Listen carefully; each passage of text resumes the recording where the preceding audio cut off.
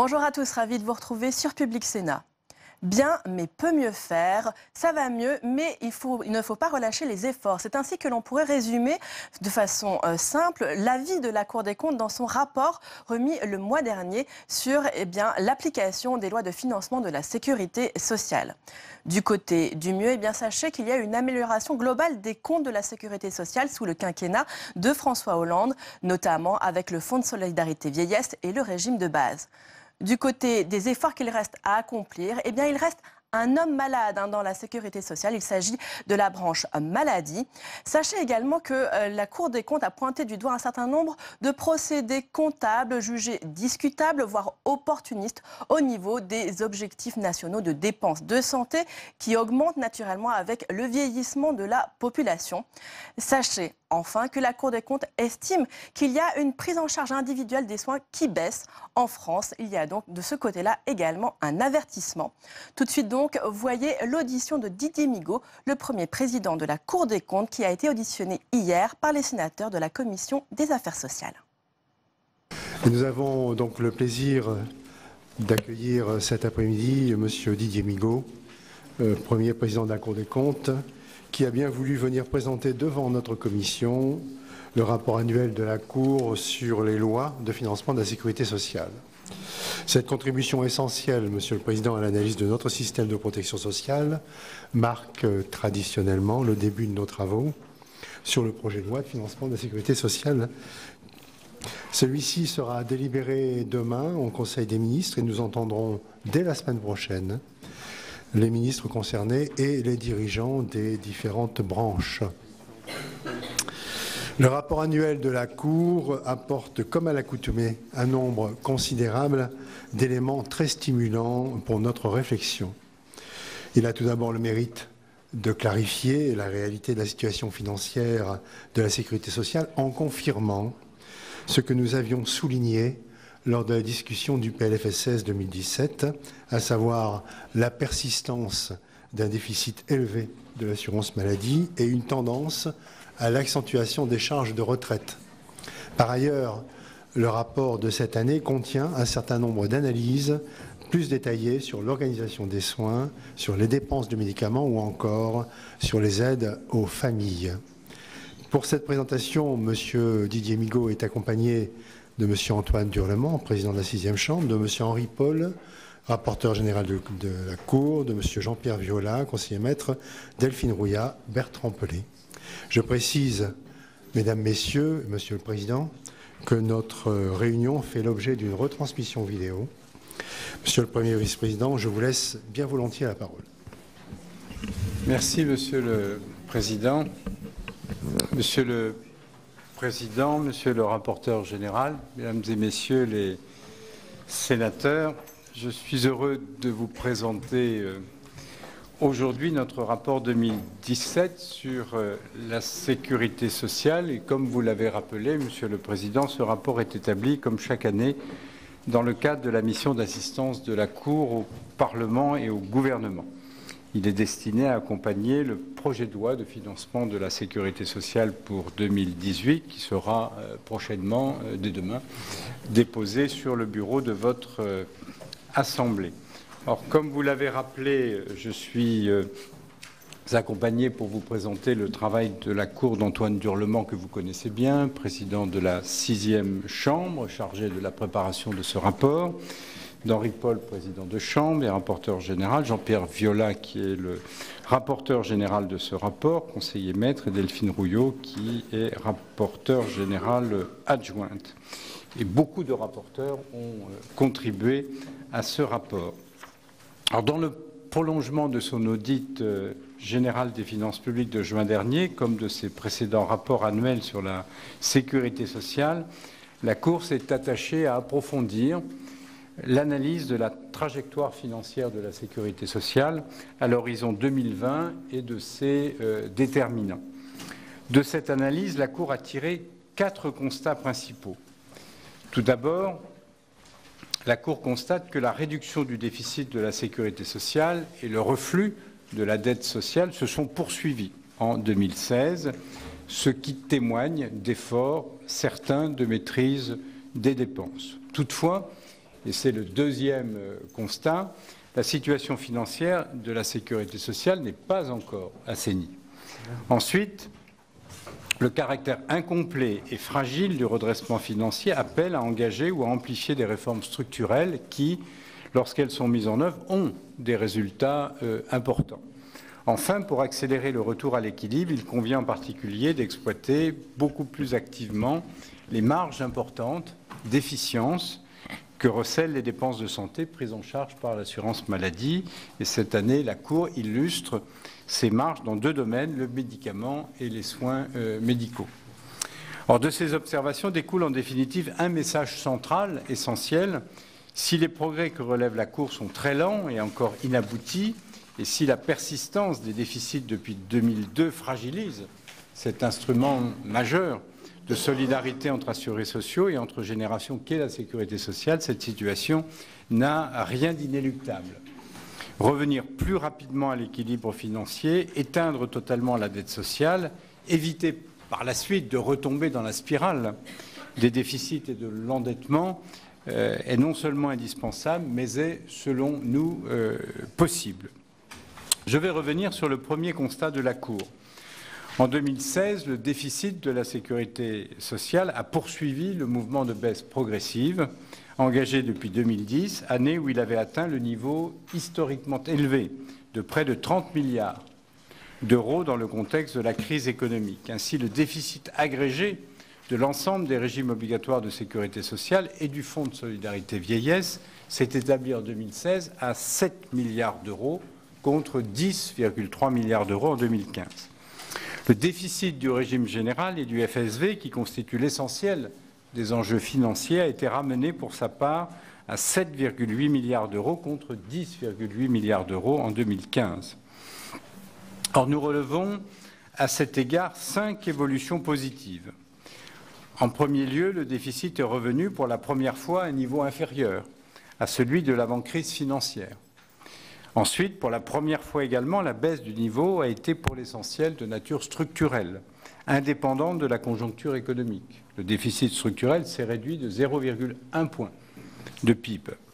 Par ailleurs, contrairement aux autres années, la réduction du déficit a été obtenue sans mesure d'augmentation nette des recettes. Pour la première fois encore, toutes les branches et le FSV ont vu leur solde s'améliorer simultanément. Enfin, grâce à la réduction des déficits, la dette sociale a confirmé le mouvement de reflux engagé en 2015. Elle a baissé de 5,3 milliards d'euros pour atteindre 151,1 milliards fin 2016. Vous le voyez, la Cour met en lumière les progrès enregistrés en 2016 qui s'inscrivent dans une trajectoire de retour progressif à l'équilibre. Toutefois, un chemin important reste encore à parcourir pour assainir la situation financière de la sécurité sociale. Son déficit reste en effet très élevé. Il se réduit moins fortement qu'affiché et est de plus en plus concentré sur l'assurance maladie et l'assurance vieillesse. Et c'est le deuxième constat formulé par la Cour. En ce qui concerne l'année 2016, tout d'abord, la Cour a établi 4 observations moins favorables que celles que j'évoquais à l'instant. Tout d'abord, le déficit a été minoré par un produit exceptionnel de contribution sociale généralisée de 740 millions d'euros, dépourvu de base juridique, qui n'aurait pas dû être inscrit en recettes de la branche maladie. Corrigé de cette écriture comptable, le déficit atteint en réalité 8,5 milliards d'euros, soit une diminution de 2,3 milliards d'euros, qui est finalement du même ordre qu'en 2015. Ensuite, le déficit conserve toujours une importante composante structurelle. Ainsi, il aurait fallu environ 4 milliards d'euros de mesures supplémentaires de redressement pour parvenir en 2016 à l'équilibre structurel. En troisième lieu, comme c'est le cas depuis 2014, la réduction du déficit repose pour partie sur des recettes exceptionnelles non reconductibles. Enfin, si le montant de la dette sociale se réduit, une partie de celle-ci n'a pas été transférée à la CADES pour en assurer le remboursement, mais demeure portée par l'ACOS. La répétition des déficits annuels conduit à faire grossir cette composante de la dette qui est exposée à la remontée des taux d'intérêt à court terme et dont le remboursement n'est pas organisé. Plus particulièrement, le retour de la sécurité sociale à l'équilibre se heurte au déficit persistant de l'assurance maladie et de l'assurance vieillesse. En effet, la réduction du déficit de l'assurance maladie, corrigée du produit exceptionnel de CSG que j'évoquais à l'instant, se révèle très limitée, le déficit s'établissant à 5,5 milliards en 2016 contre 5,8 milliards en 2015. Le déficit de l'assurance maladie représente désormais les 2/3 du déficit total de la sécurité sociale. Il y a 2 ans, c'était moins de la moitié. En 2016, la branche vieillesse du régime général est certes pour la première fois à l'équilibre depuis 2004, mais le Fonds de solidarité vieillesse qui finance une partie de ses dépenses a toujours un lourd déficit. De ce fait, les retraites de base des salariés du secteur privé connaissent un important déséquilibre global, 2,8 milliards en 2016 pour 4,2 milliards en 2015. Pour ce qui concerne 2017, le déficit de la sécurité sociale va continuer à se réduire, moins fortement que ne le prévoyait la loi de financement pour 2017. La loi de financement prévoyait un déficit du régime général et du FSV de 4,1 milliards d'euros. La Commission des comptes de la sécurité sociale avait revu à la hausse, vous vous en souvenez, cette estimation à 5,5 milliards en juillet dernier, compte tenu d'une progression des recettes plus forte qu'attendue, du fait d'une croissance plus rapide de la masse salariale. La Commission des comptes réunie le 28 septembre dernier a ramené l'estimation du déficit à 4,4 milliards d'euros.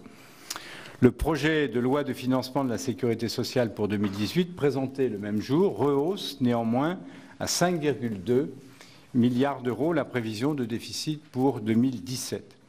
Alors, cette révision est due à une modification du périmètre des recettes.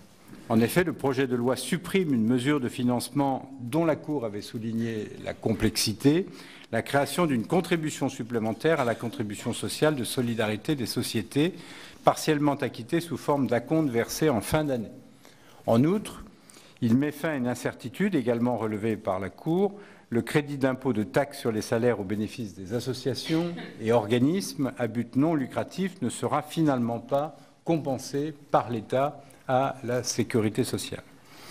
En tout état de cause, malgré d'importants transferts de recettes en provenance de la branche vieillesse, 1,7 milliard, le déficit de l'assurance maladie, qui pourrait atteindre 4,1 milliards d'euros, continuera de constituer en 2017 l'essentiel du déficit de la sécurité sociale et la dynamique des dépenses reste en effet forte. La loi de financement pour 2017 a relevé à plus de 2,1% le taux de progression de l'objectif national des dépenses d'assurance maladie. Le projet de loi de financement pour 2018 porte en définitive la progression de l'ONDAM à plus 2,2% pour 2017 et la fixe à plus 2,3% pour les années 2018 à 2021. Or, ces évolutions marquent une rupture sensible par rapport à la période récente, au cours de laquelle le taux d'augmentation de l'ONDAM avait continuellement diminué jusqu'à 1,75% en 2016. En outre, la progression réelle des dépenses en 2016 et en 2017 est pour partie masquée par les biais de plus en plus marqués qui affectent la sincérité de l'ONDAM. Et les cas de figure sont nombreux. Certaines dépenses sont rattachées à l'année suivante. C'est le cas d'une partie des dépenses des établissements de santé relatives aux molécules sous ou post-autorisation temporaire d'utilisation pour un montant de 180 millions d'euros en 2016. D'autres sont sorties de manière injustifiée du périmètre de l'ONDAM. En 2017, une partie des dépenses de médicaments est ainsi reportée sur un nouveau fonds de l'innovation pharmaceutique à hauteur de 220 millions d'euros. En outre, les diminutions de charges liées à des contractions de dépenses avec des recettes sont prises en compte en tant qu'économie, alors qu'elles n'ont aucun effet sur le déficit de l'assurance maladie, puisque ces produits baissent aussi. C'est le cas de la part des cotisations des praticiens et auxiliaires médicaux conventionnés pris en charge par l'assurance maladie pour 270 millions d'euros en 2017. Enfin, certaines dépenses sont reportées sur d'autres financeurs publics pour 410 millions d'euros en 2017, ce qui ne réduit en rien le déficit des administrations publiques dans leur ensemble. Je pense en particulier au transfert à divers organismes hospitaliers de la contribution de l'assurance maladie au fonds de modernisation des établissements de santé publics et privés. C'est donc une part croissante des dépenses qui échappent ainsi à l'ONDAM. En définitive, quand on neutralise les effets de ces divers procédés, ce n'est pas de 1,8% que l'ONDAM a progressé en 2016, mais de 2,2%. Pour 2017, son augmentation prévisionnelle n'est pas de 2,1, comme affiché par la loi de financement pour 2017, ni même de 2,2, comme réestimé par celle pour 2018, mais pour nous de 2,4%. Dès lors, même si l'objectif a été respecté en 2016 pour la 7e année consécutive, ce résultat a de moins en moins de portée. Et la Cour ne peut qu'appeler à mettre fin aux pratiques qui affectent ainsi la sincérité de l'ONDAM.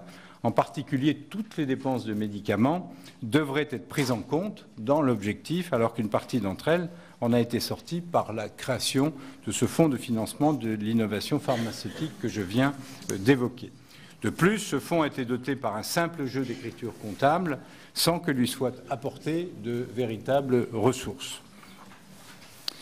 En ce qui concerne les années à venir, le projet de loi de financement pour 2018 prévoit un retour à l'équilibre de la sécurité sociale en 2019. Notre rapport souligne que cette prévision de retour à l'équilibre est fragile.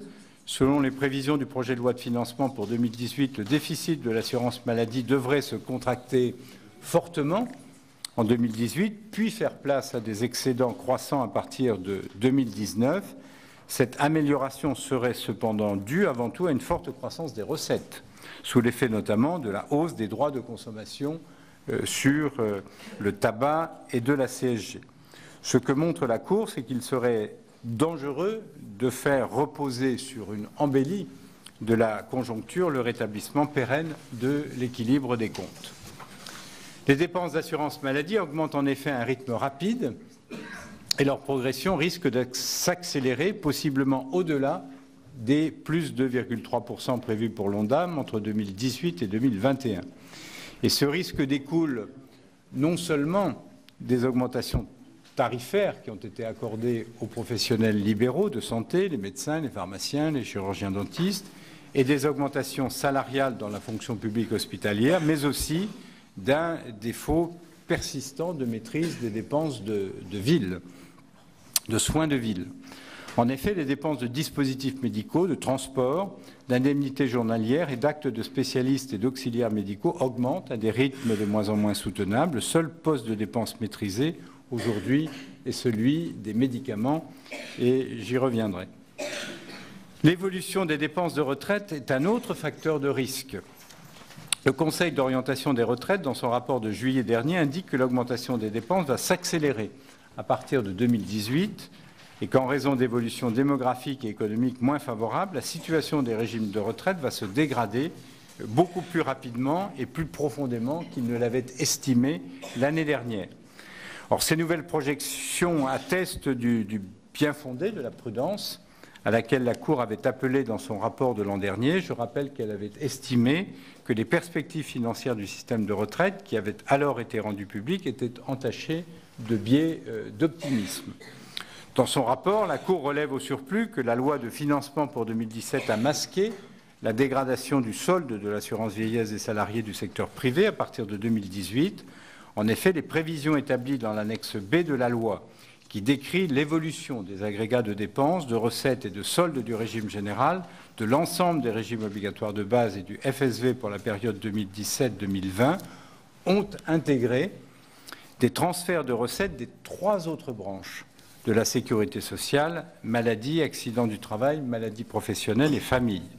Et d'un montant de 3 milliards d'euros d'ici à 2020, ces transferts modifiaient très sensiblement les soldes prévisionnels des branches par rapport à leur évolution spontanée. Pourtant, nous relevons qu'aucun élément d'information n'avait été transmis à leur sujet au Parlement. Dans l'annexe B, à l'évidence, il y avait là un défaut manifeste d'information du Parlement. De manière générale, les transferts incessants de recettes entre branches et avec le FSV que prévoient les projets de loi de financement de la sécurité sociale, année après année, nuisent fortement à la clarté de la situation financière de la sécurité sociale et de ses branches. À cet égard, l'observation de la Cour sur les prévisions de solde par branche contenues dans l'annexe B a eu un effet rapide, et je m'en réjouis.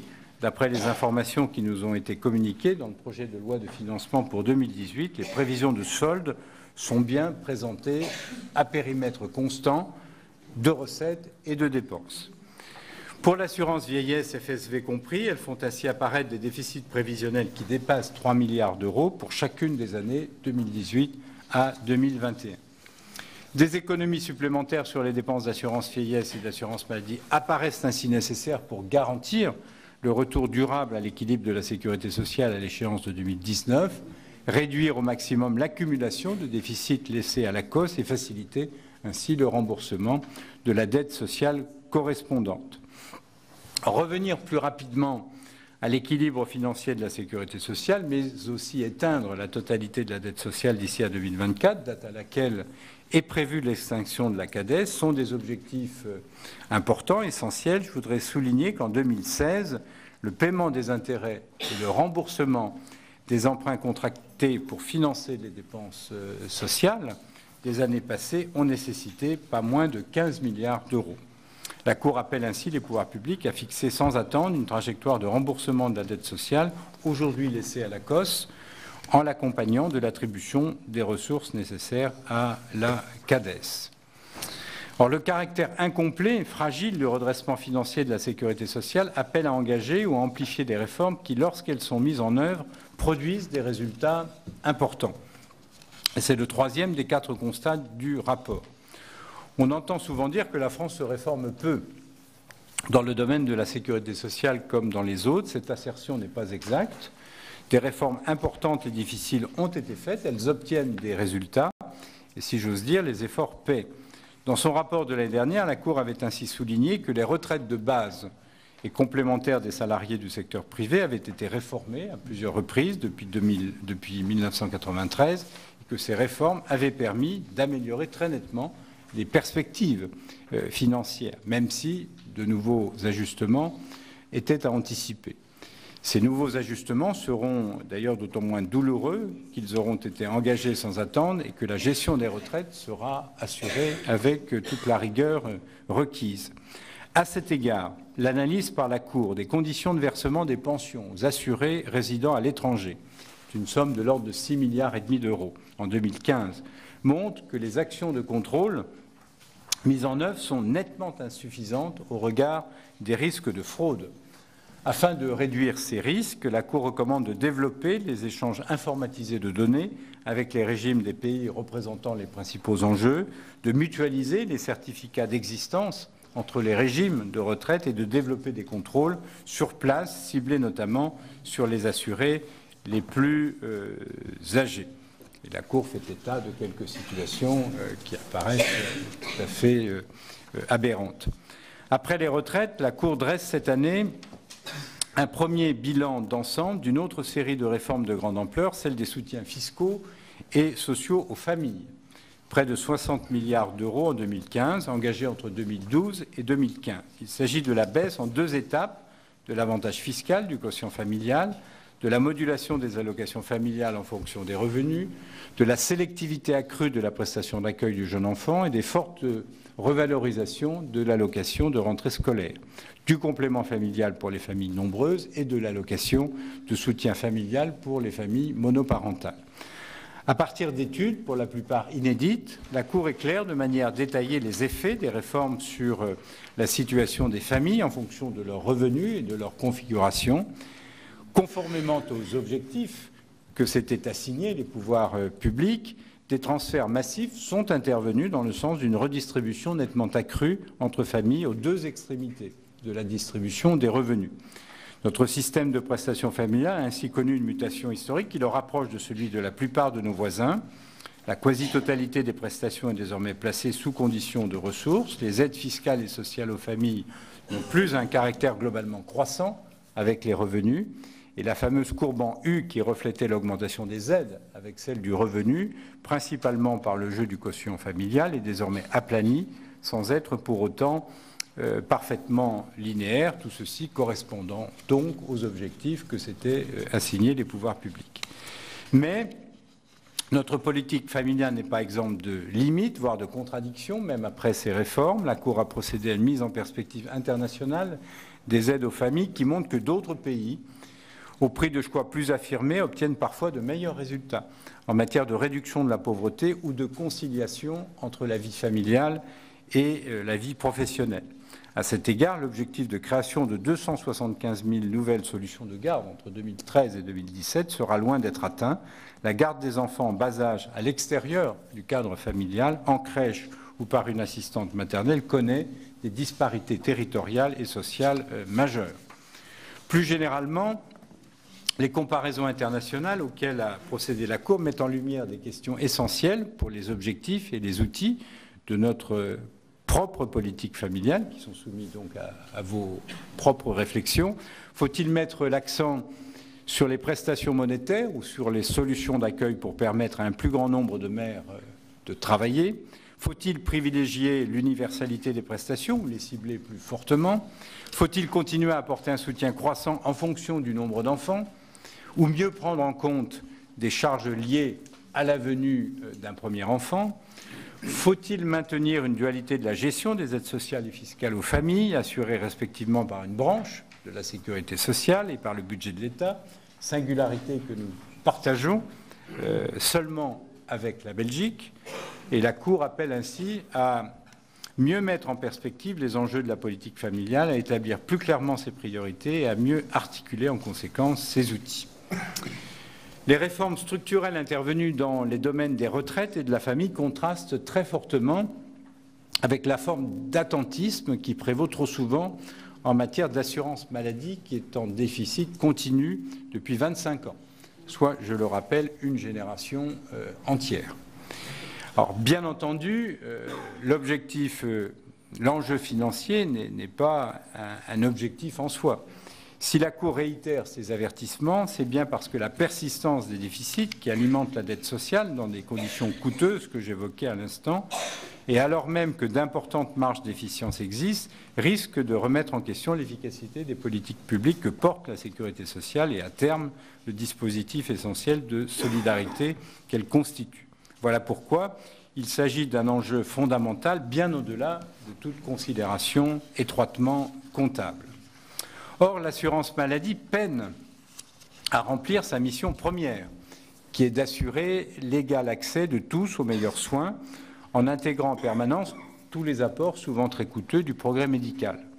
La protection qu'elle assure tend à s'éroder, comme la Cour l'a montré l'année dernière, en analysant l'évolution générale des modalités de prise en charge des dépenses de santé et les difficultés importantes qui en résultent dans certains domaines, comme les soins bucco-dentaires. Nous avions l'occasion d'en débattre l'année dernière.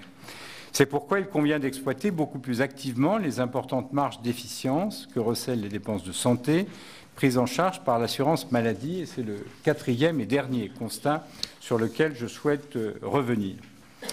L'exemple du médicament, qui fait l'objet d'une partie du rapport, montre qu'il n'y a pas de fatalité à la dérive des dépenses, quand une action cohérente, résolue et continue est conduite, et même si des gisements importants d'économie restent à mobiliser.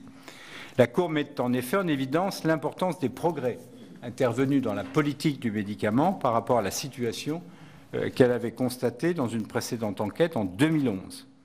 La loi a complété ou précisé le cadre juridique de la fixation du prix des médicaments. Les ministres adressent à l'instance interministérielle qui négocie les prix avec les entreprises, le CEPS, des lettres d'orientation qui fixent des objectifs de plus en plus exigeants.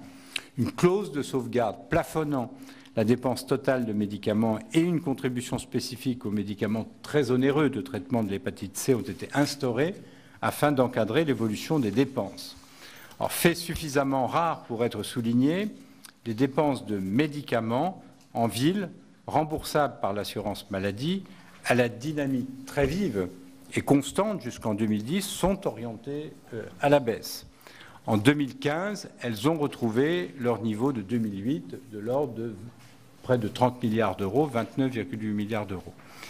Mais avec l'arrivée sur le marché de nouveaux traitements dont les prix demandés pourraient être très élevés, comme pour le cancer, l'assurance maladie est confrontée à un défi de soutenabilité de la dépense de médicaments. Par ailleurs, même réduit par des remises, le prix de nombreux médicaments reste imparfaitement corrélé à leur apport thérapeutique réel. Des considérations de nature industrielle peuvent interférer et conduire parfois à des prix anormalement élevés. Alors, des progrès importants restent nécessaires pour rééquilibrer la position de négociation des pouvoirs publics face à des entreprises pharmaceutiques mondialisées et pour gérer plus activement le stock de prix des médicaments anciens. La Cour recommande ainsi de renforcer les moyens humains et matériels de l'instance qui négocie les prix, qui sont très insuffisants, de réviser des dispositions conventionnelles par trop favorables aux entreprises pharmaceutiques, comme la garantie de prix européen, de développer l'évaluation médico-économique, encore trop rare, et enfin de rendre systématiques les révisions de prix et la transformation des remises en des baisses de prix passé un certain délai. Aborder la question du prix des médicaments suppose de prendre la mesure d'une de ses composantes, le coût de leur distribution, qui n'est pas suivi par les pouvoirs publics. Pourtant, en 2015, ce coût a représenté le tiers de la dépense totale de médicaments dispensés par les pharmacies, soit 8,3 milliards d'euros, dont 7,4 milliards d'euros ont été perçus par les pharmacies elles-mêmes. En plus de leur rémunération réglementée de 5,4 milliards, ces dernières ont en effet bénéficié de 2 milliards d'euros de rémunération supplémentaire, dont 1,5 milliard provenant d'avantages commerciaux accordés par les entreprises pharmaceutiques et 500 millions d'euros d'une partie de la marge réglementée de la distribution en gros. Le coût de distribution des génériques est particulièrement considérable. La moitié des dépenses de génériques sert en effet à rémunérer les pharmacies qui les dispensent. Cette situation contribue à placer les prix des génériques à un niveau nettement plus élevé que chez nos voisins. Nous avions déjà eu l'occasion d'ailleurs d'aborder ce sujet. Dans une large mesure, le niveau du coût de distribution des médicaments est corrélé à la densité de pharmacies par habitant, pour laquelle la France est en deuxième position en Europe occidentale, après l'Espagne. Chaque pharmacie dessert ainsi en moyenne près de 3 000 habitants contre 4 000 en Allemagne, 4 500 au Royaume-Uni. En définitive, la Cour recommande une refonte des modes de rémunération des pharmacies afin de réduire les coûts de distribution en les désensibilisant complètement au nombre comme au prix des boîtes vendues et en révisant les marges très élevées consenties pour la distribution des génériques. Elle propose aussi de favoriser la rationalisation du réseau officinal, notamment en encourageant le développement des modes de distribution alternatifs pour les médicaments à prescription médicale facultative, vente sur Internet et dans d'autres réseaux de distribution. Bien entendu, ces évolutions devraient s'inscrire dans un respect strict, rigoureusement contrôlé par l'ordre des pharmaciens, des règles déontologiques qui s'appliquent à la profession de pharmacien. Par ailleurs, un maillage territorial étroit des pharmacies doit être préservé afin d'assurer un accès de proximité aux médicaments en ciblant des aides, notamment sur 400 à 500 environ, dont l'existence pourrait être menacée alors qu'elles jouent un rôle essentiel pour justement cet accès de proximité. Autre domaine sur lequel la Cour s'est penchée cette année, l'organisation des soins. Dans ce domaine, la recherche de l'efficience est un objectif majeur qui doit être partagé par tous et l'assurance maladie ne saurait s'exonérer de l'effort demandé à l'ensemble des acteurs. En effet, si la Cour a noté les actions qui visent à faire revenir à l'équilibre financier des établissements sanitaires et sociaux dont l'assurance maladie assure la gestion, elle souligne que ces actions sont encore insuffisantes. De fait, les questions de fond sont esquivées, notamment celles centrales du bien-fondé même de la gestion d'établissements de soins par l'assurance maladie elle-même, qui est sans synergie véritable avec sa mission de gestion du risque maladie. La Cour recommande donc d'aligner sur le droit commun les modalités de financement de ces établissements et d'engager la transformation du cadre de leur gestion pour leur permettre d'acquérir à terme leur autonomie. Et sur un plan plus général, la Cour rappelle que loin de s'opposer entre eux, les objectifs de renforcement de la qualité et de l'accessibilité des soins et de maîtrise des dépenses sont en réalité convergents. Et les exemples des soins de spécialité, des activités chirurgicales et de la télémédecine le mettent clairement en évidence et je les aborderai rapidement pour terminer mon propos. Tout d'abord, l'organisation de la médecine de spécialité. 16 milliards d'euros de dépenses de santé en 2015. Alors, cette organisation présente un paradoxe apparent. Les médecins spécialistes sont de plus en plus nombreux, mais les inégalités d'accès aux soins se creusent et favorisent le report de la demande de soins sur les urgences hospitalières. Or, ces inégalités sont de deux natures. Elles sont d'une part territoriales, entre les zones urbaines surdotées et les zones périurbaines et rurales sous-dotées, entre certains départements et dans un même département, entre certaines communes qui se trouvent désertées par certaines spécialités. D'autre part, ces inégalités sont financières en raison de la croissance forte et continue sur le long terme des dépassements d'honoraires pratiqués par les spécialistes de secteur 2, qui sont de plus en plus nombreux. À l'inverse, les spécialistes de secteur 1 à honoraires conventionnels sont de plus en plus minoritaires dans certaines disciplines et dans les zones urbaines surdotées. L'assurance maladie a développé tardivement des incitations financières à la modération des tarifs qui ont favorisé un léger repli du taux moyen de dépassement d'honoraires des spécialistes de secteur 2, mais dans le même temps, les possibilités d'accès au secteur 2 ont été élargies pour les spécialistes de secteur 1. En définitive, l'assurance maladie ne dépense pas moins de 10 € en incitation financière pour éviter 1 € supplémentaire de dépassement des honoraires conventionnels. C'est ce que constate la Cour en toute rigueur en comparant l'évolution des dépassements des spécialistes de secteur 2 adhérents au CAS à ceux des non-adhérents et en appliquant au montant de leur dépassement de 2012 le taux d'augmentation des dépassements des non-adhérents entre 2013 et 2015. Et en 2015, 18 milliards d'euros de dépassements ont ainsi été évités au regard de 183 millions d'euros d'incitation financière. Là, on est en millions. 18 millions d'euros de dépassement évités au regard de 183 millions d'incitations financières. Il faut aussi avoir conscience que les incitations financières de l'assurance maladie ne sont pas le seul facteur explicatif du repli du taux moyen de dépassement des spécialistes de secteur 2. Ce repli a en effet débuté en 2012. Avant qu'elle n'entre en vigueur, il faut aussi y voir l'incidence d'une conjoncture économique dégradée, du plafonnement croissant de la prise en charge des dépassements par les complémentaires santé, à la suite notamment de la réforme des contrats responsables de 2014 et de l'augmentation du nombre de titulaires de la CMUC et de l'ACS auxquels les médecins ne peuvent appliquer de dépassement, sauf exception. Dans ce contexte, la Cour recommande de mettre en œuvre des instruments de régulation plus contraignants.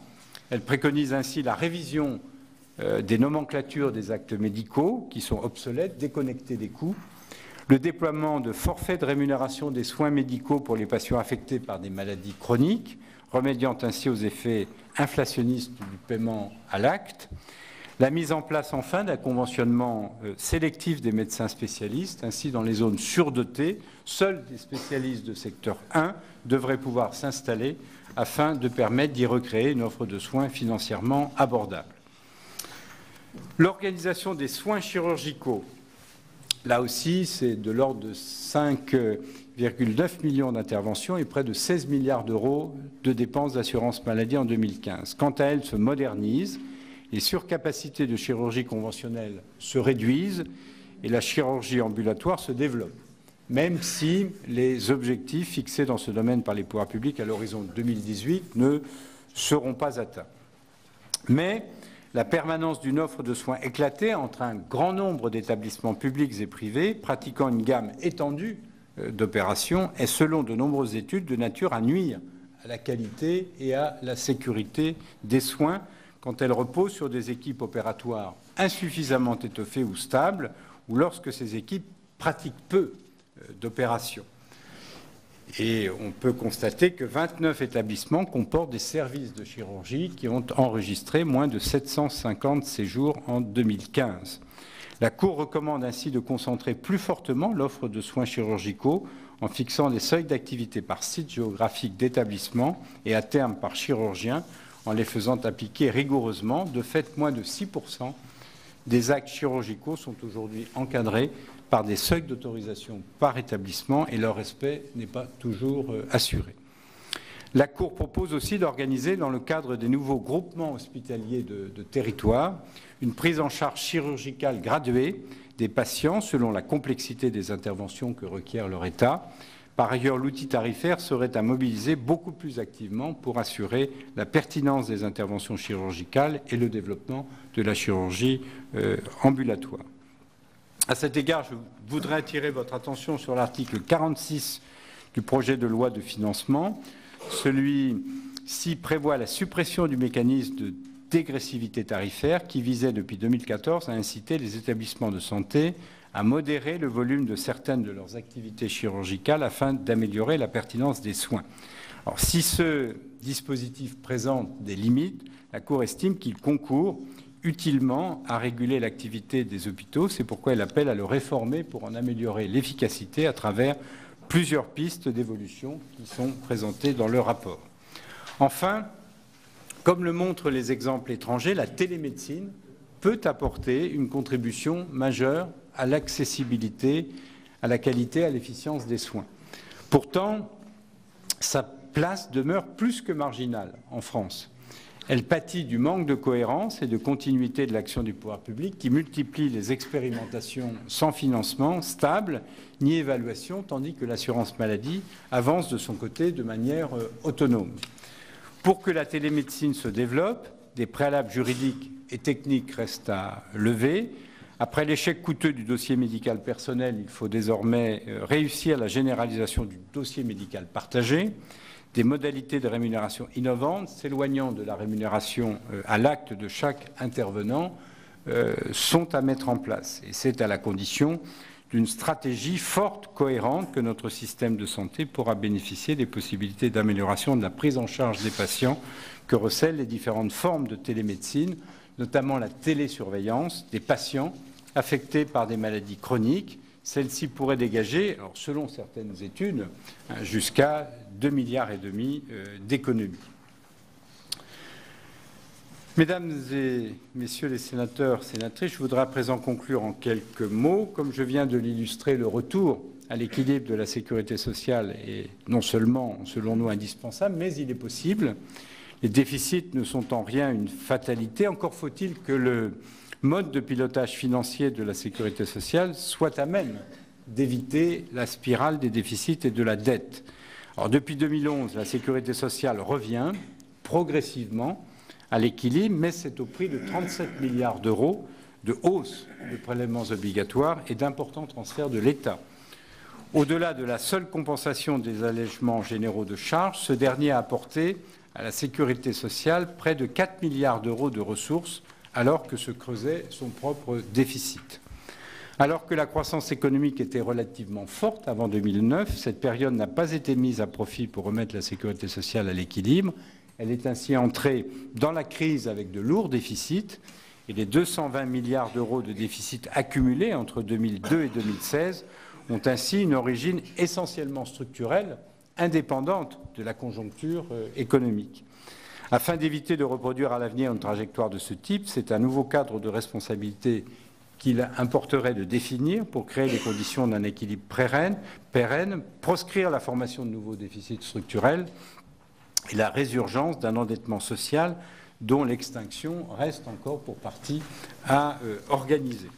Alors, la Cour propose les modalités de ce nouveau cadre de responsabilité à partir d'une analyse rétrospective des déterminants du déficit persistant de la sécurité sociale depuis 2002, des limites des outils utilisés pour son redressement et des difficultés qui demeurent.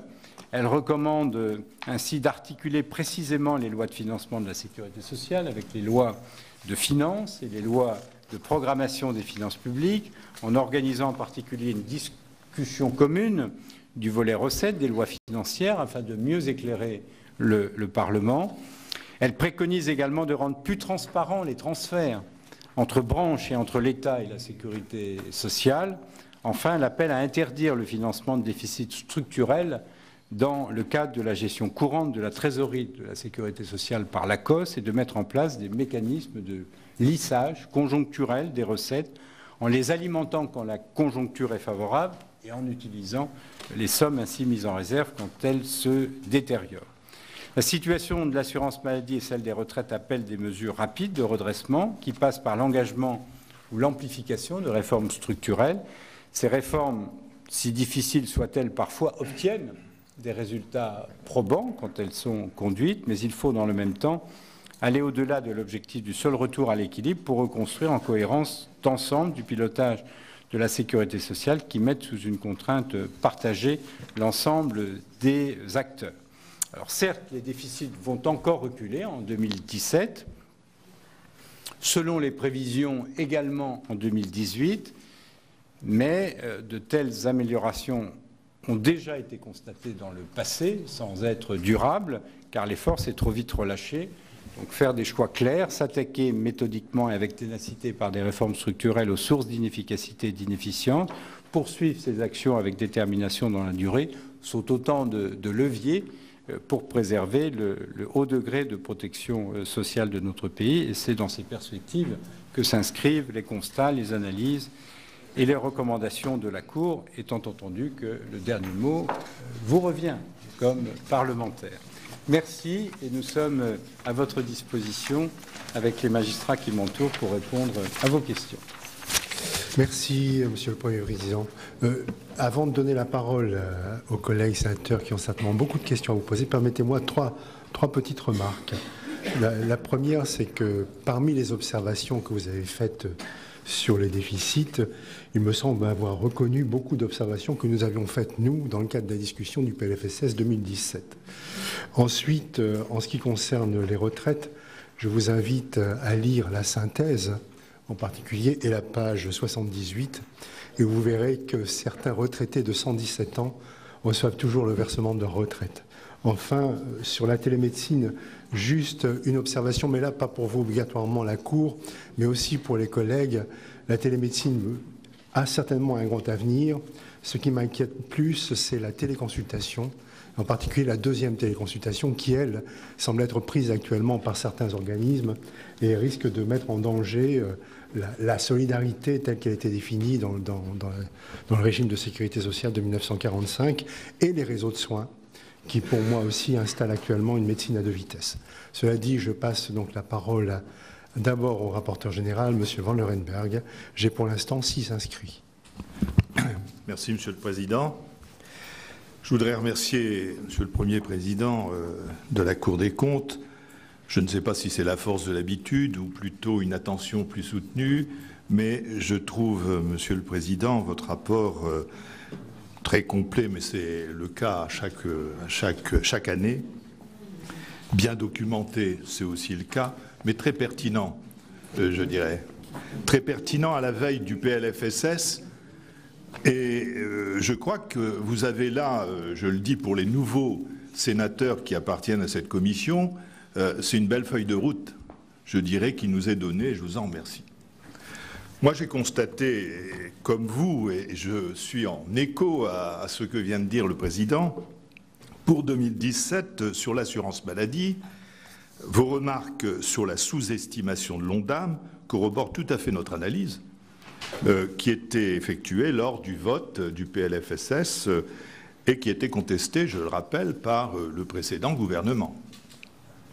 Pour les retraites, vous soulignez à juste titre une dégradation sensible que nous avions aussi relevée, et nous avions même proposé une mesure d'âge à 63 ans, je précise, parce que l'équilibre était trouvé, mais sans le FSV. Et il me semble que des mesures s'avéreront nécessaires, je ne vais pas dire lesquelles, ce sera à nous d'en débattre, pour retrouver l'équilibre comme prévu. Sur la dette, vous insistez très fortement sur la nécessité de clarifier la gestion entre la COS et la CADES. Ça me paraît tout à fait naturel. Ce n'est pas le rôle de la COS de gérer de la trésorerie peut-être, mais pas une dette. En ce qui concerne les pistes, et vous en citez beaucoup, je vous en remercie, elles sont toutes destinées à maîtriser la dépense, et ça nous parle évidemment sur les retraites, sur la famille. L'assurance maladie peine, comme vous l'avez dit, mais vous insistez aussi sur de nombreuses marges d'efficience qui existent. le médicament, avez-vous cité, mais aussi, notamment d'ailleurs sur les molécules innovantes, et ça c'est un sujet dont nous nous étions saisis avec une mission spécifique sur le prix du médicament, sur la télémédecine, sont des sujets, je dirais, en général, dont l'AMEX, la mission ici d'évaluation des coûts de la sécurité sociale, s'est saisie. La question des pharmacies, je pense, trouvera un écho dans notre commission assez facilement, compte tenu de sa composition.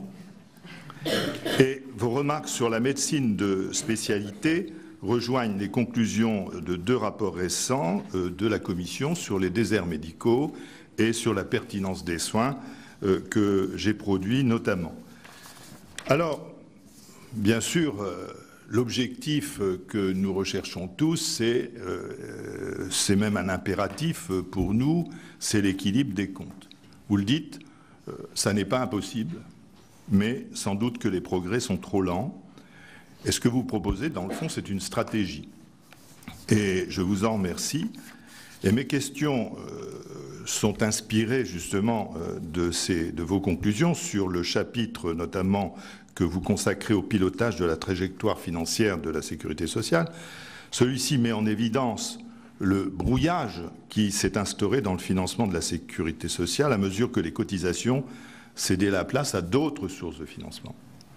La Cour met notamment en évidence les effets sur le solde de l'assurance vieillesse des transferts opérés au profit de l'assurance maladie, tandis qu'elle plaide par ailleurs pour la budgétisation des prestations familiales.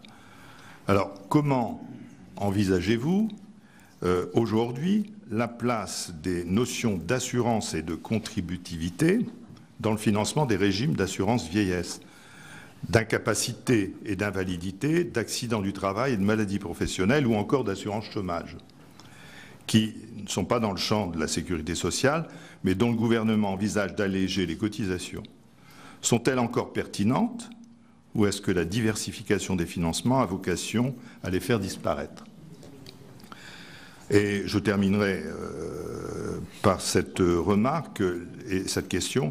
La Cour plaide depuis plusieurs années pour un examen conjoint des recettes, l'autonomie conjointe entre la Commission des finances, je précise, et la Commission des affaires sociales, autrement dit sur le budget de l'État et sur le budget de la Sécu, l'autonomie relative des finances sociales à raison de la nature des recettes, c'est-à-dire des cotisations ou des dépenses qui sont des prestations, que reconnaissait l'existence des lois de financement, a-t-elle encore une justification de votre point de vue? Merci. On va passer la parole au président de l'AMEX, M. Cardou. Oui, merci, Monsieur le Président. Ma question, Monsieur le Président, est récurrente et brève. Elle a été effleurée par le rapporteur général. Vous faites allusion dans votre rapport, et à plusieurs reprises, vous l'avez fait, de mettre fin à l'endettement social. Et en particulier, nous abordons les relations ACOS-CADES. Alors, en clair, préconisez-vous ce dont nous avions parlé l'année dernière, de redemander au Parlement une autorisation de transfert de déficit de l'ACOS à la CADES, car je rappelle que lors de précédent PLFSS, le secrétaire d'État avait utilisé les 22 milliards restants de transfert de l'ACOS à la CADES, ce qui annihilait totalement la possibilité de transférer de nouveaux déficits. Donc préconisez-vous une nouvelle autorisation de Parlement qui, par conséquent, aurait l'obligation de fixer le mécanisme de recette et d'augmenter la RDS. Ne serait-il pas plus pertinent d'augmenter de quelques dixièmes de points la RDS pour mettre fin à cet endettement social que vous préconisez, plutôt que d'augmenter la CSG de 1,7 points?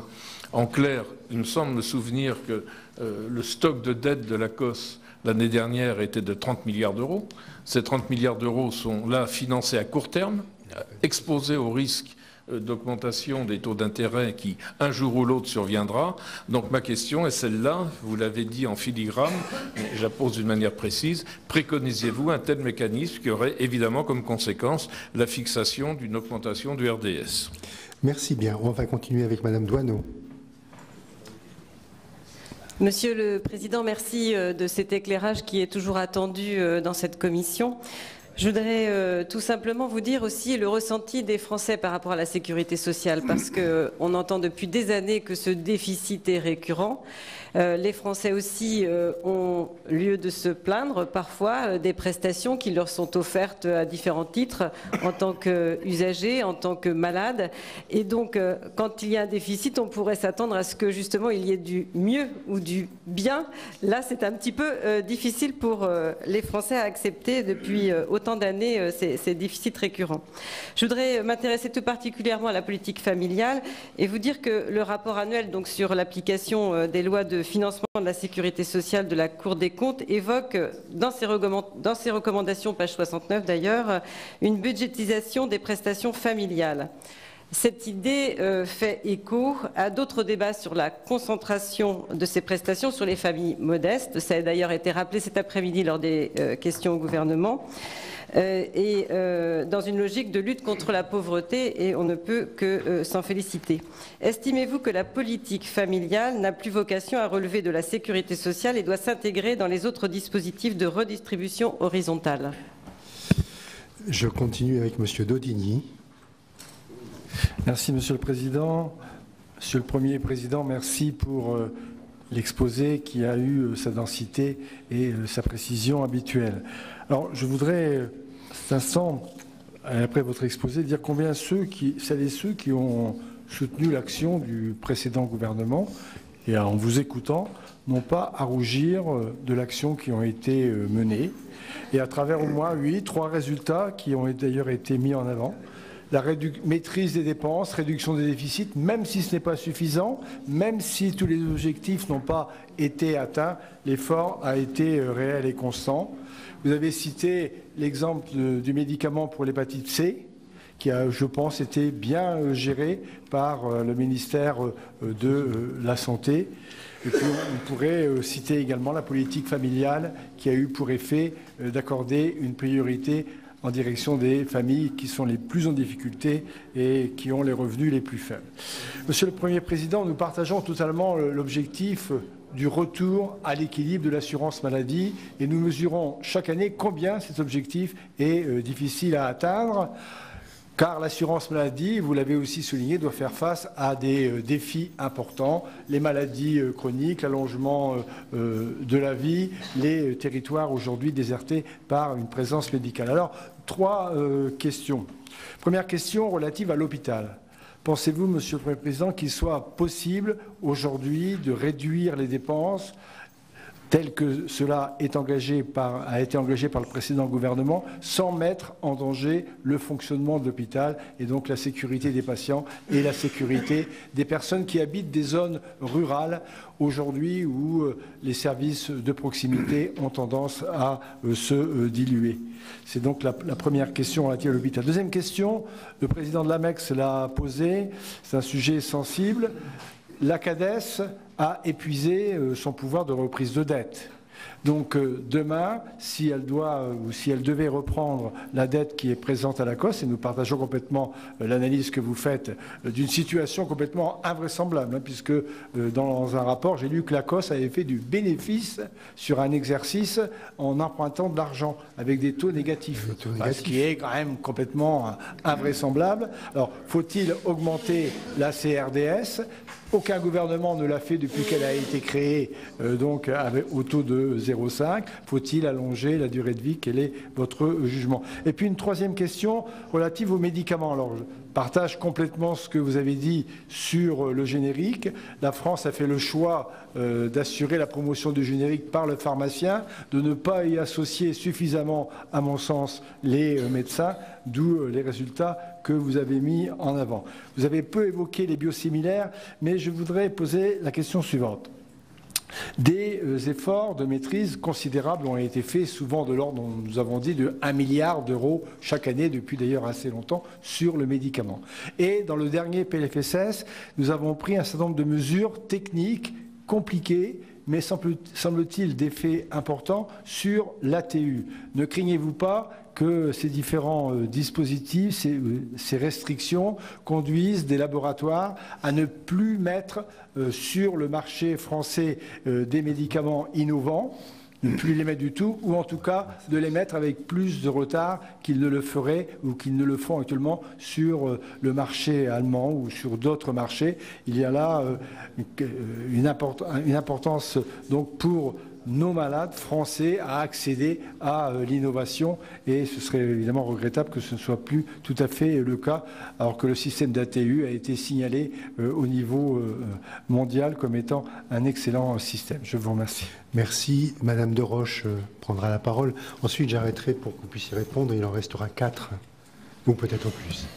Merci, Monsieur le Président. Le Président Milon l'a dit, c'est vrai que vos observations reprennent ce qu'avaient été les observations du Sénat lors du projet de loi de finances de la Sécurité sociale 2017, de même que vous avez repris précédemment ce qu'avaient été nos observations sur le projet de loi de finances. Bon, le fonds de financement de l'innovation thérapeutique, c'était quelque chose en effet sur lequel nous avions émis de fortes réserves. Alors, beaucoup de choses ont été dites. Je reviendrai sur ce que vient de dire notre collègue Daudigny sur les ATU. Dans le cadre de l'innovation thérapeutique, et notamment lorsqu'on est dans l'oncologie, on voit bien qu'on a des systèmes un peu obsolètes, notamment d'ATU, par rapport à des médicaments qui ont des indications multiples, alors qu'on est souvent ciblé sur des pathologies uniques.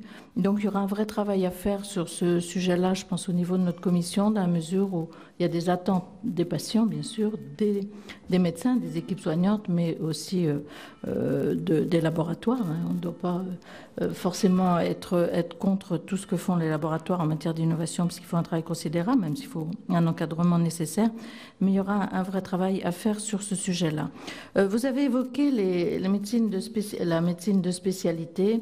Et c'est vrai que la recommandation que vous portez, elle porte essentiellement sur les secteurs 1, secteur 2, mais ce qui est les limites du paiement à l'acte. Et on voit bien que s'il y a une augmentation du secteur 2, c'est aussi parce qu'on a un acte coté en secteur 1 très faible par rapport à ce qu'il pourrait être et insuffisant. Et tant qu'on n'aura pas solutionné ce problème de l'acte, on sera toujours dans ces difficultés par rapport à cela. Je n'ai pas trop bien compris l'équilibre que vous faisiez entre zones sous-dotées et zones surdotées, mais ça, on aura l'occasion d'y revenir si ça doit être mis en place. Sur les retraites, quel est l'avis de la Cour, hormis ce que vous dites sur les résidents étrangers? Doit-on aller plus loin dans les retraites? Vraisemblablement oui, mais à quelle hauteur la Cour l'estime-t-elle? Et puis lorsque vous évoquez la télémédecine, il y a certes un aspect d'économie par rapport à ce qui peut être dit, mais il y a surtout un vrai problème d'accès aux soins dans les territoires, et souvent la télémédecine et ce qui peut pallier le manque de soignants. On bute quand même sur des problèmes de réglementation où il y a des actes qui sont incapables d'être pratiqués par des médecins qui pourraient le faire, même en téléconsultation à distance, à condition que ce soit fait justement par le médecin traitant et non pas par des organismes qui sont à l'autre bout de la France, voire ailleurs. Mais là, on bute vraiment sur la réglementation, mais je crois que le ministère s'y intéresse. Et est-ce que vous avez évoqué ce que pourraient être des économies liées aux pratiques avancées d'autres professionnels de santé par rapport aux médecins? Je vous laisse répondre, Monsieur le Premier ministre. Oui, je vous propose de commencer, Monsieur le Président, puis peut-être que le Président du Parlement pourra compléter. Nous n'avons pas cherché à reprendre les propositions du Sénat ou vos recommandations. Il se trouve que nous partageons quelques préoccupations et les préoccupations ou les observations, les constats que nous formulons s'inscrivent aussi dans la continuité des observations que nous pouvons faire depuis un grand nombre d'années. Alors si je reprends les questions qui ont été posées, peut-être que le Président du Parlement pourra répondre à la première question du rapporteur général sur la question de cotisation, prestation, le partage entre les unes et les autres. Sur la deuxième question, sur la façon dont le Parlement pourrait aborder l'ensemble de ces sujets. Alors effectivement, nous proposons déjà depuis quelques années une évolution du projet de loi de financement de la sécurité sociale. Nous reconnaissons d'ailleurs que les lois de financement de la sécurité sociale ont marqué à leur création un changement radical dans le pilotage financier de la sécurité sociale, en faisant du Parlement le décideur des recettes, des dépenses et du solde de la sécurité sociale. Donc ça a représenté, selon nous, non seulement un changement radical, mais également un progrès par rapport à une réalité. Alors, comme nous le soulignons depuis plusieurs années, ce cadre de référence a vocation à être modernisé afin de prendre en compte les évolutions qui sont intervenues depuis. Alors, la première évolution devrait consister à transformer les lois de financement de la sécurité sociale en des lois de financement de la protection sociale. Ça veut dire que nous préconisons d'associer les gestionnaires des régimes de retraite complémentaire et d'assurance chômage à la définition et à la mise en œuvre des engagements pris par la France au niveau européen dans le cadre de tous les textes qui sont votés par, enfin tout au moins qui sont adoptés par notre pays. En outre, le pilotage de la sécurité sociale, dans le cadre des lois de financement de la sécurité sociale, devrait être enrichi d'une composante structurelle, comme c'est le cas des lois de programmation des finances publiques. Et à ce titre, les soldes nominaux des branches de sécurité sociale et du FSV, qui sont indiqués à l'annexe B des lois de financement de la sécurité sociale, devraient pouvoir être complétés par des évaluations de leurs soldes structurels, afin de faire apparaître à l'attention du Parlement, des gestionnaires et des parties concernées, de l'ampleur des efforts d'ajustement nécessaires à un équilibre pérenne à la sécurité sociale, pour qu'on ne raisonne pas seulement en fonction d'une conjoncture donnée. Alors, je sais que ça fait appel à des notions qui parfois sont compliquées quand il s'agit de structurel. On le voit pour les lois de finances, avec le calcul de la croissance potentielle, de l'écart de production, de l'effort structurel ou de l'ajustement structurel, mais il est quand même intéressant de pouvoir bénéficier d'indicateurs qui nous permettent de sortir d'un raisonnement purement conjoncturel. Enfin, nous pensons qu'il serait intéressant que loi de finances et loi de financement de la sécurité sociale puissent faire l'objet d'une discussion générale unique, suivi par un examen, bien sûr, des volets respectifs des deux textes relatifs aux recettes, puis par celui des dépenses, mais avoir une discussion générale sur les deux textes peut donner de la cohérence à la discussion et à une politique. On voit qu'il y a des transferts de l'État à la sécurité sociale, on voit qu'il y a des mesures fiscales qui sont contenues à la fois dans une loi de financement de la sécurité sociale et dans une loi de finances, et que avoir une discussion générale unique sur ce sujet peut apporter de la lisibilité et de la visibilité pour tout le monde. Sinon, sur les autres questions qui ont été posées, oui, je réponds oui à Monsieur Jean-Noël Cadou. Oui, nous préconisons effectivement de prolonger l'autorisation de transfert enfin pas de prolonger, d'accroître l'autorisation de transfert de déficit de la COS à la CADES, avec les conséquences que cela entraîne. Nous ne préconisons pas obligatoirement d'aller au-delà de 2024. C'est pas ce que nous disons. Bon. Mais nous disons que la gestion par la COS d'une partie de la dette sociale comporte un risque. Alors, certes, une année donnée, il peut y avoir des bénéfices compte tenu de ce que les taux d'intérêt sont tellement bas. Il y a même des taux d'intérêt négatifs quand on est sur du court terme. Bon, mais voilà, mais tout ça ne va pas durer. Bon, nous le savons. Donc, il est raisonnable d'envisager un autre financement de la dette sociale et notamment de l'extinction de cette dette sociale. Sur la politique familiale, le président d'Hurlement complétera, mais ce que nous constatons, c'est qu'il y a une articulation qui est de plus en plus difficile entre les aides fiscales et les prestations qui sont accordées. Donc voilà, la question est posée. Je l'ai dit tout à l'heure, seule la Belgique a un fonctionnement analogue au nôtre. Beaucoup d'autres pays, la plupart des pays, une majorité de pays, a plutôt budgétisé l'ensemble des dépenses au titre de la famille. Donc la question vous est posée. Bon, et vous aurez bien sûr à y répondre. Alors sur les questions d'Yves Daudigny, bon, je pense que le président d'Hurlement complétera aussi mes réponses. Oui, on peut faire des choses sur l'hôpital sans mettre en danger justement la sécurité des patients et l'accès aux soins.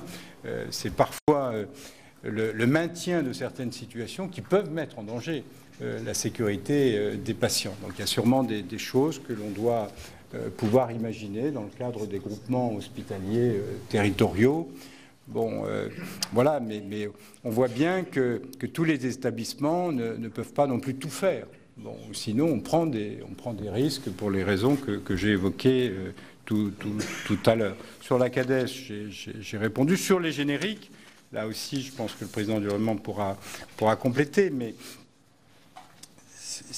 oui, il faudrait davantage responsabiliser à la fois les prescripteurs pour la distribution des génériques, parce que c'est eux qui prescrivent, effectivement, et puis également les patients, les assurés sociaux. Bon, on avait eu l'occasion d'évoquer, je crois que c'est l'année dernière ou il y a 2 ans, à partir de l'analyse comparative des systèmes de santé en Allemagne et en France. Bon, et ce que l'on pouvait, il y a 2 ans, et ce que l'on pouvait constater, c'est l'esprit de responsabilité d'un côté, bon, avec tous les gains que ça pouvait engendrer pour l'ensemble du système et pour chacun d'ailleurs des acteurs, et puis de l'autre côté, une absence quand même de responsabilité. Bon, et d'un côté, c'était l'Allemagne, bon, où les médecins d'ailleurs acceptent des mesures de régulation, d'où d'ailleurs des revenus plus importants qu'ils ont par rapport aux médecins français, mais en contrepartie des mesures de régulation qu'ils acceptent. Et puis au niveau des patients, des assurés sociaux, bon, il y a une acceptation, en tout cas, de contribuer à un meilleur équilibre des dépenses de santé. Bon, nous avons des marges de progrès en ce qui concerne les prescripteurs et en ce qui concerne aussi les patients que nous sommes. Sur les retraites, là aussi le président du Parlement pourra compléter. Oui, il y a quelques situations tout à fait anormales sur le paiement des retraites des résidents français à l'étranger. Bon, d'où la nécessité de contrôle supplémentaire.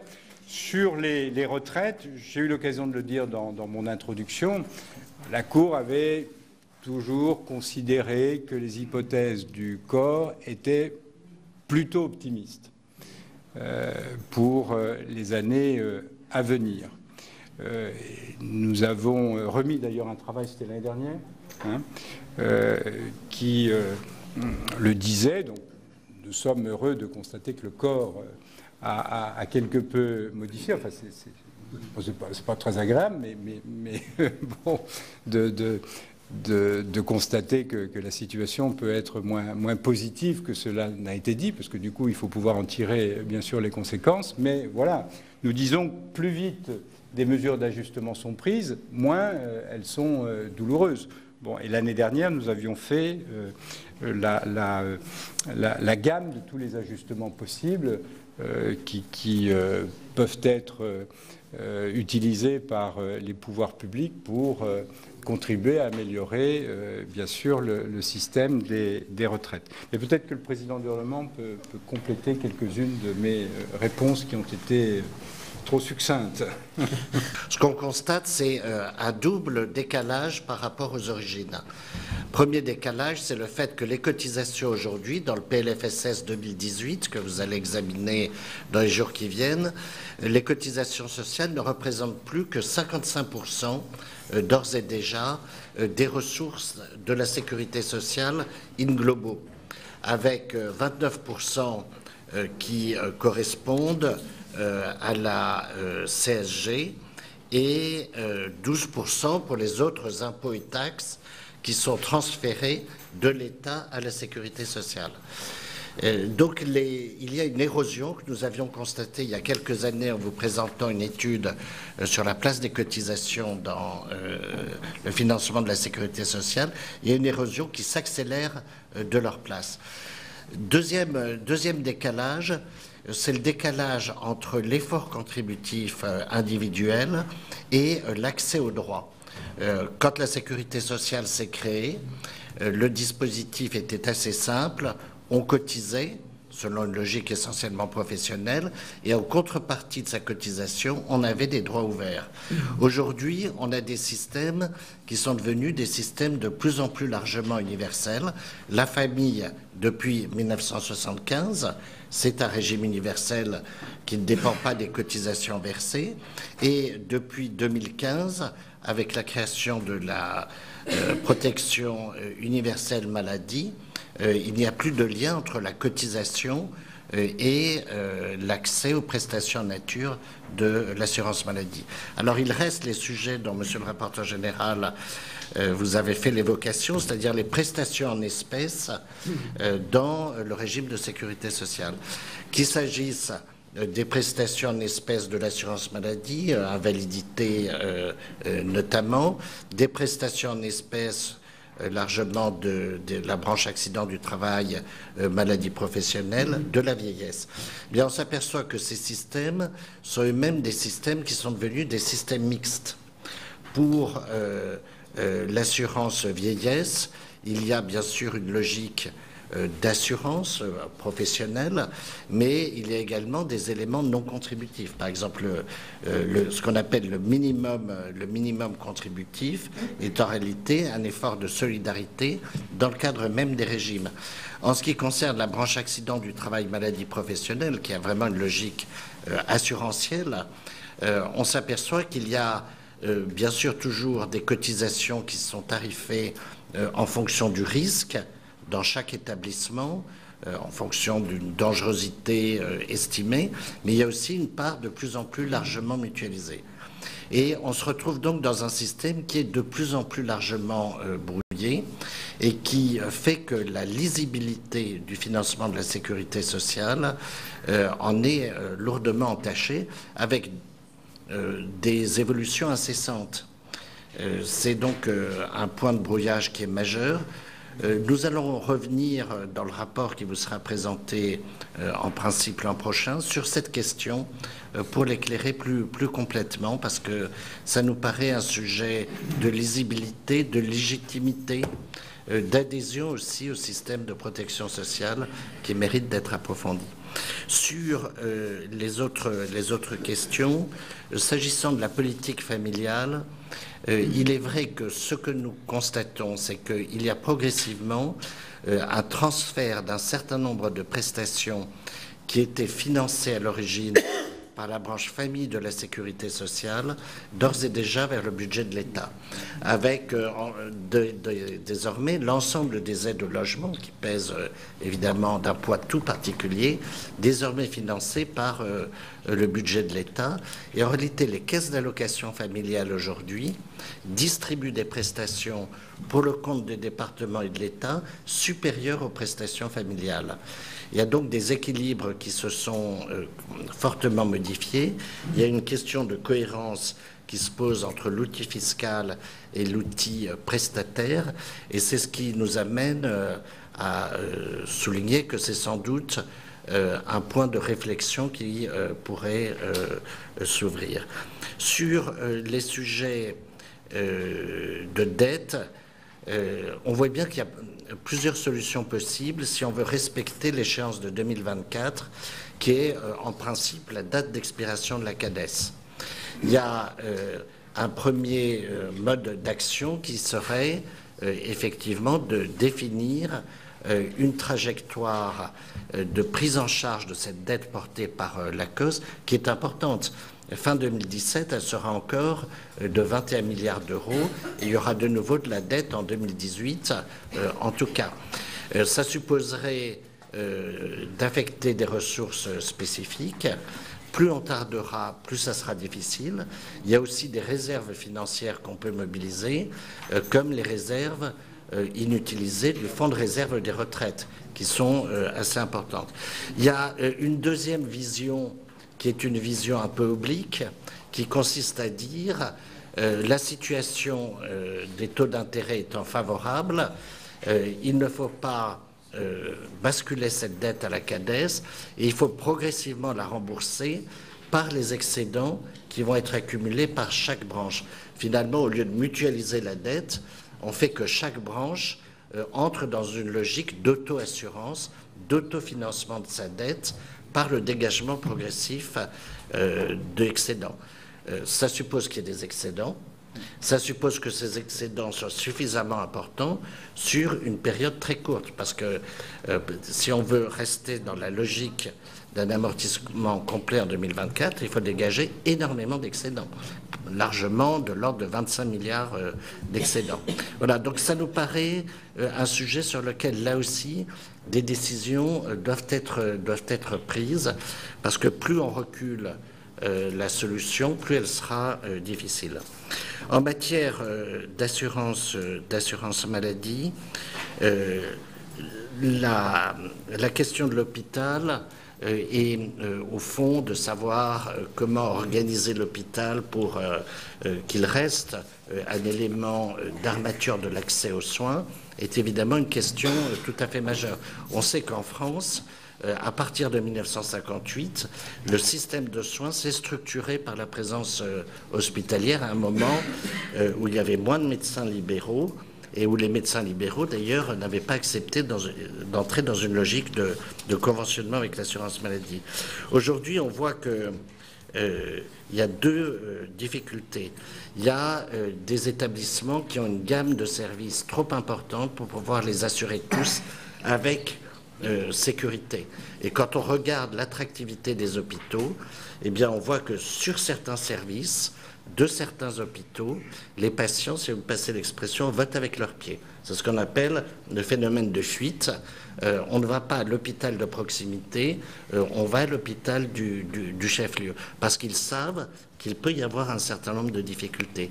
Et lorsque nous avons étudié, à votre demande, l'organisation des maternités il y a un peu plus de 2 ans, nous avions bien montré que au fond, un certain nombre d'établissements pouvaient avoir une activité insuffisante pour garantir la qualité des soins pour les naissances. C'est la raison pour laquelle nous poussons au fond à avoir une vision claire, une vision organisée de l'hôpital. C'est à cette condition-là, en réalité, qu'il gardera ce qui est quand même son trésor, c'est la confiance des patients. Parce que ce qui a changé depuis 1958, c'est que l'hôpital, qui était le lieu de l'abandon, de la prise en charge des plus défavorisés, qu'on ne soignait pas, qu'on accompagnait, depuis 1958, l'hôpital est devenu un lieu de confiance. Ça, c'est son capital essentiel. Si on veut que l'hôpital reste un lieu de confiance, alors il a besoin de se réorganiser. Sur les questions d'assurance vieillesse, nous avions documenté l'an dernier l'ensemble des mesures d'ajustement possibles à la main des pouvoirs publics pour revenir à un équilibre plus rapidement. Et il nous semblait que ce qui était important, c'est là aussi de prendre des mesures suffisamment tôt, parce que là aussi, plus on tarde, plus les mesures sont difficiles. Et il nous semblait aussi nécessaire de considérer qu'il fallait agir à la fois sur le régime de base, mais également sur les régimes de retraite complémentaires. Alors que jusque-là, les calendriers de réforme n'avaient pas été articulés et que ça posait des difficultés dans la répartition de l'effort entre les générations. Réformer le système de retraite, c'est évidemment répartir l'effort entre générations d'une manière différente. C'est pour ça que c'est un sujet si sensible. Ça suppose de le prendre là aussi dans toute sa dimension. Voilà pour l'audition de Didier Migaud, le premier président de la Cour des comptes qui s'est exprimé hier devant les sénateurs de la Commission des affaires sociales autour de son rapport remis le mois dernier, autour de l'application des lois de financement de la sécurité sociale. Un rapport en guise d'avertissement avant que les sénateurs s'attaquent au projet de loi de financement de la sécurité sociale pour 2018. Vous pouvez toujours voir et revoir toutes les auditions sur notre site publicsénat.fr. Très bonne journée sur les chaînes parlementaires.